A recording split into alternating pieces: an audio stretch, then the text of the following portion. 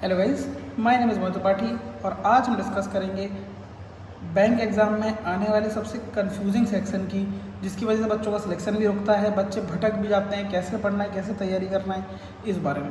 जीए मेरा खुद का, मैंने 4 बैंक के एग्ज़ाम निकाले, मेरा खुद का सबसे स्ट्रॉन्गेस्ट सब्जेक्ट है, जिसके ऊपर मैं एग्ज़ाम में रिलाई करता था कि अगर मेरा क्वांट मेरा स्ट्रॉन्ग था, रीजनिंग मेरी स्ट्रॉन्ग थी, तो मेरे को ये लगता था अगर क्वांट रीजनिंग का पेपर टफ आता है तो जीए ही है जो मेरा सेवियर बन सकता है। तो आज मैं बात करूंगा जीए की, मैंने कैसे तैयारी की और आप कैसे इसको अपने तरीके से तैयारी कर सकते हैं। बैंक एग्ज़ाम में जो जनरल अवेयरनेस है वो उसके 3 टाइप्स हैं। पहले तो करंट अफेयर्स, ये आपका 80% 75% टू 85% पार्ट कवर करता है। सेकेंड इट्स बैंकिंग अवेयरनेस, ये आपका 10 to 15% पार्ट कवर करता है। फिर उसके बाद आती है स्टैटिक अवेयरनेस, ये आपका 5 to 10% पार्ट्स एग्ज़ाम में कवर करता है।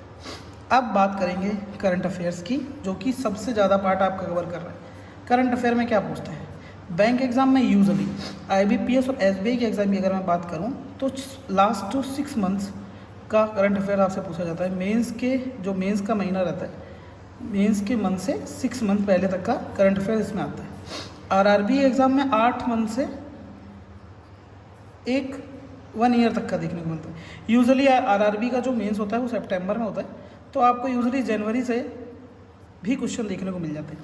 मैंने 2 बार आरआरबी का मेंस क्रैक किया है, इसलिए मेरे को आइडिया भी है, इसलिए मैं आपको बता पा रहा हूँ। ठीक है, अभी आपसे बात करेंगे कि करंट अफेयर्स की तैयारी करनी कैसे हम अपने करंट अफेयर्स को स्ट्रॉन्ग करें और कैसे हम अपने आप में कॉन्फिडेंस लाएं कि हाँ मैं किसी करंट अफेयर्स में अच्छा स्कोर कर सकता हूँ।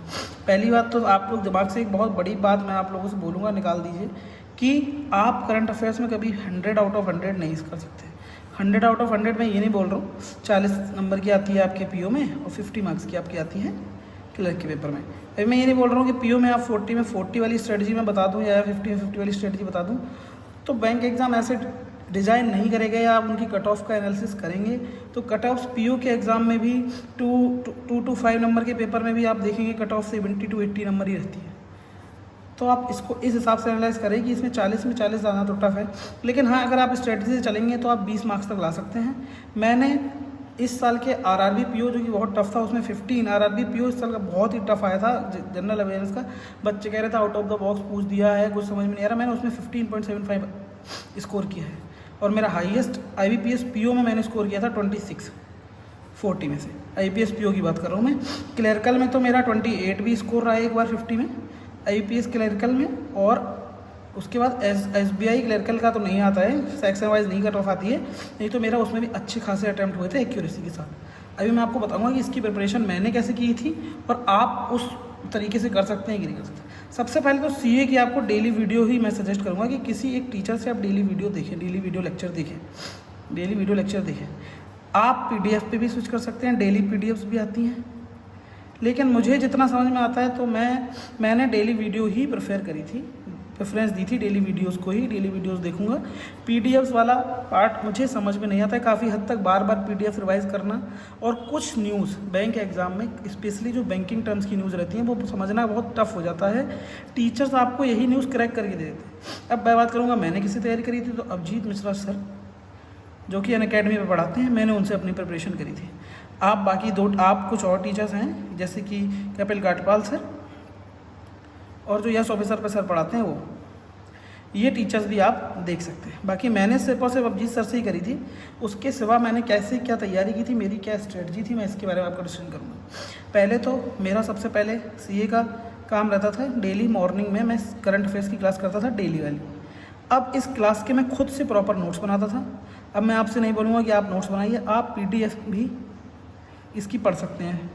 एक बार आपने क्लास कर लिया, आपने सारी न्यूज़ कर ली, फिर उसके बाद आप एक बार पीडीएफ पढ़ लीजिए या आप अपने नोट्स बना लीजिए। अब आपको यही नोट और पीडीएफ एक बार रात में सोते टाइम रिवाइज कर लेना है पूरा, और अगर आप चाहें तो अभिजीत सर का तो एमसीक्यू क्लास भी होता है शाम को, आप उस पर भी स्विच कर सकते हैं, जैसा कि मैं किया करता था। एक बार मैंने रात में रिवाइज कर ली, एमसीक्यू क्लास कर ली, तो फिर उससे एक बार रिवीजन हो जाता था। अब बात आती है सीए में कि हमने आज तो पढ़ लिया, आज का रिवीजन भी कर लिया, लेकिन हम बात भूल जाते हैं फिर से। तो इसकी रिवीजन की स्ट्रेटजी क्या होनी चाहिए, मैंने क्या स्ट्रेटजी अपनाई थी, मैं उसके बारे में आपको बताता हूँ। करंट अफेयर्स जैसे मान लो आज आपने 1 मई का करंट अफेयर्स पढ़ा, ठीक है, अब आपने 1 मई का पूरा कर लिया, रिवीजन भी कर लिया। अब आप जब 2 मई को, मैं अभी बात नहीं कर रहा हूँ कि आपने इस मई से ही स्टार्ट किया, मैं बात नहीं कर रहा हूँ कि आप अप्रैल पढ़ाया, आपने कुछ नहीं पढ़ा, मैं बोल रहा हूँ आपने 1 मई से स्टार्ट किया। अब आप जब 2 मई को अपना करंट अफेयर्स क्लास लगाने बैठेंगे तो उससे पहले आप 1 मई का रिवीजन कर लेंगे, ठीक है। उसके बाद जब आप 3 मई पे आएंगे तो आप 2 का रिवीजन कर लेंगे। उसके बाद जब आप 4 पे आएंगे तो आप 3 का रिवीजन कर लेंगे। ऐसे आप रिवीजन करते चलेंगे। फिर हफ्ते में 6 दिन की क्लास होती है। सैटरडे तक आपने बारी बारी कर लिया, संडे को आपने पूरा 6 दिन का उठाया और एक बार रिवाइज कर लिया। आपने इसमें देख लिया कि कौन कौन सी न्यूज़ रिपीट हो रही है, कोई बैंक रिपीट हो रही है, उसको आपने अलग से एक मैं क्या चीज़ करता था, मैं एक अलग से एक डायरी बनाता था जिसमें मैंने एक पूरी लिस्ट बना रखी थी, जिसमें कुछ मिनिस्ट्रीज़ जो कि नेशनल न्यूज़, और देखो बैंक एग्जाम में क्या रहता है, सबसे इंपॉर्टेंट रहती है बैंकिंग न्यूज़ और national news. Banking news first priority पर रहती है, नेशनल न्यूज़ फिर बाकी सब आ जाता है, आपका रिपोर्ट एंड इंडिसेस आ जाता है। इनसे एक दो क्वेश्चन बनते हैं, लेकिन ये आपका बहुत ज़्यादा पोर्शन हो जाता है। तो मैंने इनके लिए कुछ मिनिस्ट्रीज़ के नाम और बैंक्स के नाम अलग से नोट करके रखे थे। अगर मैं पूरे हफ्ते में देखता था कि कोई बैंक रिपीट हुई है, जैसे इसने कुछ लॉन्च किया है या इसने किसी से टाई अप किया, तो मैं एक अलग से बना के रखता था। जैसे मैंने मान लो SBI है तो मैंने SBI हेडिंग डाल के एक पेज पूरा छोड़ रखा था अपनी डायरी में। तो SBI जो करती थी मैं वो उस वीक पे लेके SBI का कर लेता। या मिनिस्ट्री मान लो होम अफेयर्स ने कुछ किया है, उस वीक में मिनिस्ट्री होम अफेयर ने 2 चीज़ें कर ली तो मैं उसका पूरा कर लेता था। या कोई पोर्टल लॉन्च किया है, किसने लॉन्च किया, ये सब मैं नोट करके रख लेता था अलग से एक दूसरी डायरी में, ठीक है।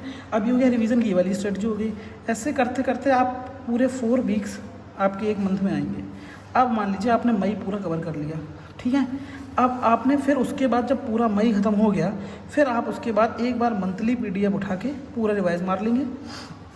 फिर अभी क्या करना है, मान लीजिए आपने एक वीक का कंप्लीट किया। अब एक और बात है इसमें रह गई, आपने मान लीजिए ये पूरे वीक का कंप्लीट किया। अब आप इसके बाद ऐसे प्लेटफॉर्म उठाएंगे जहाँ पे CA की क्यूज़ होती है वीकली वाली।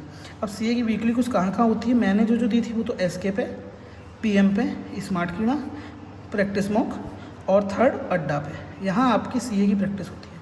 अभी बात आई कि सर अगर इसमें से करेंगे PDF करेंगे तो कुछ क्वेश्चन अलग देखने को मिलते हैं, कुछ क्वेश्चन नहीं समझ में आते। तो एक बार आप क्या करें, जैसे आपको PM की क्विज़ देनी है तो PM की फ्री PDF भी आती है वीकली, आपने एक बार उसको भी उठा के पढ़ लेनी कि आपकी कौन कौन सी न्यूज़ मिस हो रही है। आपको एक बार उनको भी देख लेना है, फिर क्विज़ अटैम्प्ट करना है, जिससे आपका क्विज़ में अच्छे मार्क्स हैं। और एक बार आप जब क्विज़ वगैरह देने लगेंगे तो आपको कॉन्फिडेंस आएगा, जब आपको आपकी न्यूज़ पढ़ी हुई उसमें आएगी। तो ये इंपॉर्टेंट है, क्विज़ देना एक बहुत इंपॉर्टेंट पार्ट है। तो आपका उसका क्विज़ भी देना है उस वीक का, और इसकी PDF पढ़ लेनी है, उसके बाद क्विज़ लगाना है। फिर स्ट्रैटेजी एक आती है, डिफरेंट स्ट्रैटेजी, जो मैंने फॉलो करी थी, जिसने मेरी बहुत हेल्प करी थी। अगर मान लीजिए 1 मई का आपने कंप्लीट पढ़ लिया, अब आप जून पर स्विच कर रहे हैं, तो मैं क्या करता था, जैसे मान लो मैंने 1 जून का CA पढ़ा, अब मैं बार बार तो मई रिपीट कर नहीं पाऊँगा, तो जिस दिन मैं 1 जून का CA पढ़ रहा हूँ उस दिन मैं 1 मई का रिवाइज़ करता था प्रीवियस उसी दिन का। जिस दिन मैं 2 जून का CA पढ़ रहा हूँ मैं 2 मई का रिवाइज़ करता था, सॉरी। ऐसे करके आपने जून में कंप्लीट कर लिया, पीछे रिवाइज करते करते क्विज वाली स्ट्रेटजी लगाते लगाते। अब आप आए जुलाई पे, तो जिस दिन आप 1 जुलाई का CA पढ़ेंगे उस दिन आप 1 जून प्लस 1 मई ये भी रिवीजन करेंगे। ऐसे आगे बढ़ते बढ़ते इसको लेके चलेंगे। तो जिस 6th महीने में आप कर रहे होंगे, मान लीजिए 1 सितंबर में कर रहे होंगे, उस दिन आप अगस्त वाला भी लेंगे। ऐसे करके जब सितंबर का महीना कंप्लीट होगा तब आप पूरे 6 महीने एक बार फिर से देख चुकेंगे। ये होती है मल्टीपल रिवीजन की स्ट्रेटजी। आप बार बार पूरे वीक खोल के नहीं पढ़ सकते हैं। इसके बाद आप क्विज़ लगाएंगे तो आपके मन में बैठ जाएगी, multiple revision is the key to success in current affairs and general affairs section. आपको बार बार रिवीजन करना ही पड़ेगा, नहीं तो न्यूज़ आप भूल जाएंगे। और आपको कभी कभी कुछ ट्रिक्स भी बनाने का ट्राई करा करिए। डाटा में ट्रिक्स बनानी ही पड़ती हैं, इतने सारे डेटा आपको नहीं याद रह सकते। कुछ उससे उठा के कुछ ट्रिक बनाने का ट्राई करो, कुछ बन रहा है नहीं, मल्टीपल रिवीजन करो। और एग्ज़ाम में भी जो आपका मतलब आपको ये भी बता दूँ, एग्ज़ाम मैंने दे रखे हैं इतने सारे, तो कभी आपको इतना टफ ऑप्शंस नहीं देते हैं डेटा में कि आपको फंस जाए। कि अगर मान लीजिए एक डाटा है कहीं पे वो है 1 2 3 4.5 है, तो एग्ज़ाम में ऐसा नहीं करेगा कि ऑप्शन दे देगा 1 2 3 4.5, एक दे देगा 1 3 4 2 4 5, इतना नहीं देता है। अच्छा खासा आपको देता है, क्योंकि उसको भी पता रहता है इतना देंगे। और देखो एग्ज़ाम की एक बात याद रखना, मेंस में आपको सब क्वेश्चन कभी भी पढ़े हुए नहीं मिलेंगे, out of the box question रहेंगे, बहुत अजीब से क्वेश्चन रहेंगे। उसके लिए भी प्रिपेयर रहो। आप ज़्यादा मार्क्स टारगेट मत करो।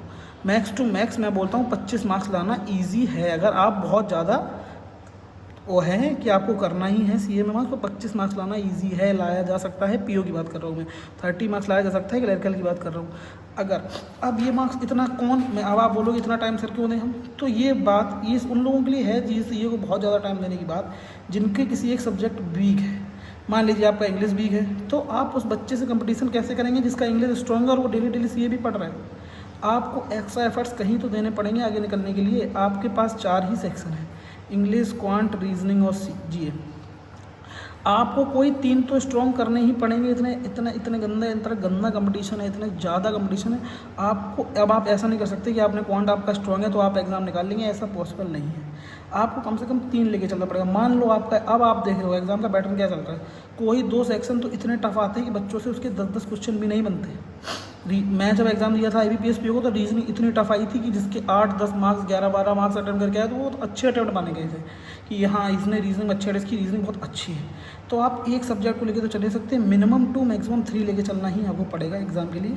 और जीए को ऐसा नहीं बोल रहा हूँ कि बिल्कुल घोल लो पी लो, लेकिन जितना कर सकते हो मल्टीपल रिवीजन टाइप करो। अब बात करेंगे बैंकिंग अवेयरनेस की। तो बैंकिंग अवेयरनेस के लिए आपको किसी एक टीचर की, मतलब बैंकिंग अवेयरनेस का, देखो मैं एक बात और बोलूँगा आपको, ये बैंकिंग अवेयरनेस आपको बहुत इंपॉर्टेंट है। इंटरव्यू के टाइम पे आना ही चाहिए। बैंक इंटरव्यू में आपसे बैंकिंग टर्म्स ही पूछे जाते हैं। ये बैंकिंग अवेयरनेस आपको इंटरव्यू में भी हेल्प करती है। एक बार आप बैंकिंग अवेयरनेस की क्लासेस कर लीजिए, उसके बाद जब आप जिस टीचर से पढ़ रहे होंगे, जब वो बैंकिंग की न्यूज़ पढ़ाए तो वो उस बीच में जो टर्म्स पढ़ाता है आप उनको भी अलग से नोट कर लीजिए। जो आपकी डायरी ये वाली मैंने बताई थी, उसमें आप इन टर्म्स को भी नोट कर सकते हैं, अलग से नोट कर सकते हैं एक बार क्लास करने के बाद। इससे आपका इनका भी मल्टीपल टाइम रिवीजन हो रहा है। एक बार बैंकिंग अवेयरनेस का पूरा प्लेलिस्ट हटाओ, खत्म कर दो। आज नहीं करोगे तो जब इंटरव्यू के टाइम में आओगे तब आप खत्म करोगे।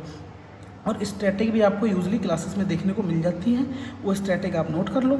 इसमें ऐसा राजधानी क्वेश्चन नहीं आते हैं। इसकी स्टैटिक अच्छी खासियत है, और जो स्टैटिक इसकी आती है वो करंट अफेयर से ही आती है। मेरे को एक क्वेश्चन याद आता है, IBPS PO 2023 में क्वेश्चन आया था हमारे यहाँ। तब इंडिया और UAE का कोई एग्रीमेंट हुआ था, तो उसके बेस पे पूछ लिया था कि UAE की करेंसी बताओ, कि इंडिया और UAE की ये एग्रीमेंट हुआ है, इसमें ये है। अब आप बताओ, चलो इंडिया की, जैसे इंडिया की करेंसी रुपया है तो UAE की क्या है, ये क्वेश्चन था एग्जैक्ट। तो ऐसे करके ये जो आपका स्टैटिक भी आता है वो पिछले CA से ही आता है, कि जो पुराना CA निकल के गया उससे। और 5-10 क्वेश्चन एग्जाम में बिल्कुल बैठना कि आउट ऑफ द बॉक्स आने ही आने हैं, वो किसी से नहीं हिलने वाले।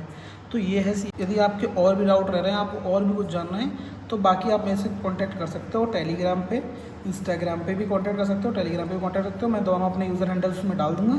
सो और तब तक के ऑल द बेस्ट।